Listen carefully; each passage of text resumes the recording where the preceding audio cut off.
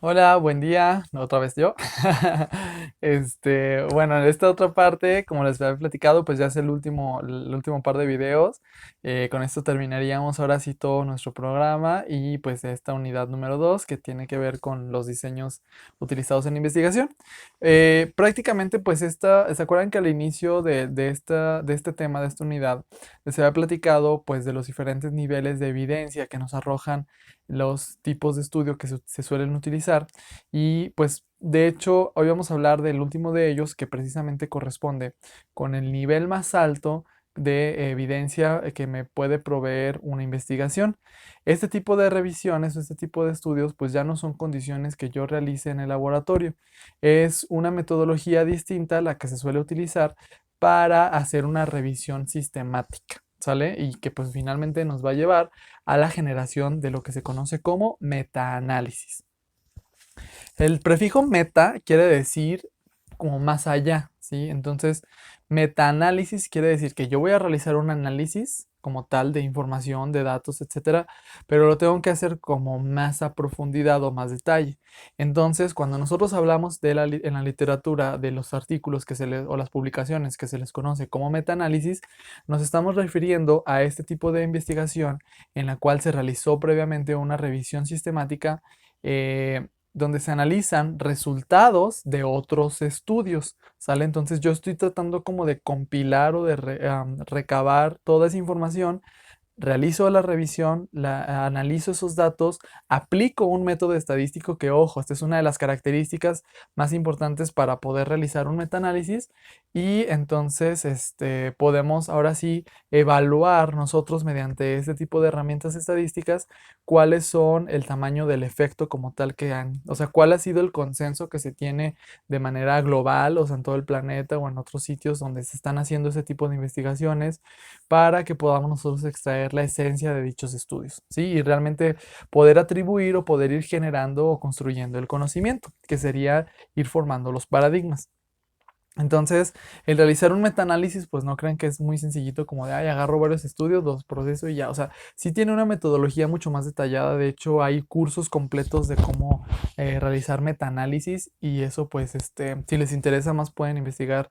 Pues hay muchísimas herramientas y hay muchísimos estudios que nos dicen cómo realizar los metaanálisis, pero a lo que voy es que es una tarea que desde el punto de vista como intelectual es muy retadora y es muy inquietante. O sea, no es difícil, pero es como hay que hacerlo bien de alguna manera, ¿sale? Entonces, los pasos para que nosotros podamos ir desarrollando un metaanálisis son los siguientes. Primero que nada, pues yo necesito, como en cualquier tipo de investigación, formular mi problema. Necesito establecer primero qué es lo que quiero buscar, qué es lo que a mí me interesa, cuál es el objetivo de esta investigación, qué es lo que yo estoy considerando como mis variables, ¿sale? El efecto de qué cosa sobre qué otro, factor de respuesta o variable dependiente, etcétera.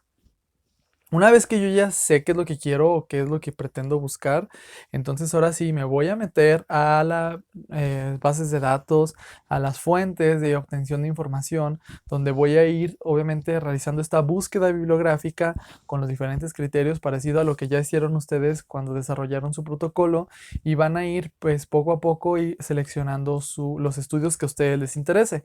Es muy importante que cuando realicemos esta búsqueda bibliográfica en una revisión sistemática, establezcamos precisamente cuáles van a ser mis criterios de búsqueda. No es lo mismo nada más poner un término a poner, por ejemplo, palabras clave, keywords, algunos términos relacionados, o algunas frases que sí tengan ciertos parámetros, pero que no incluyan otros, donde podamos utilizar operadores booleanos, etcétera, ¿no? Entonces, eso es muy importante porque pues nada más, ay, pues me metí a investigar y me salieron estos. O sea, tengo que definir bien cuáles serán los pasos para realizar esta búsqueda, y también definir bien cuáles van a ser mis criterios para seleccionar ahora a estos estudios, ¿sí? Que sean de qué año, por ejemplo, de publicación, que sean de tal área de específica, que hayan realizado a lo mejor esta metodología en particular y no otras, que a lo mejor muestren tal información en ciertos tipos de, por ejemplo, que me den una media, que me den medianas, que me den porcentajes, que hayan hecho a lo mejor una comparación, no sé. Entonces todo eso lo tengo que ir definiendo, ¿sí? Y cómo realizo, qué tipo de motores de búsqueda son los que estoy utilizando, ¿sale? Entonces todo eso tiene que quedar muy bien descrito para que nosotros podamos proveer evidencia también de que estamos haciendo una búsqueda con criterios uniformes y que no es nada más lo que a mí se me antojó. Posteriormente, vamos a realizar la codificación de estos datos.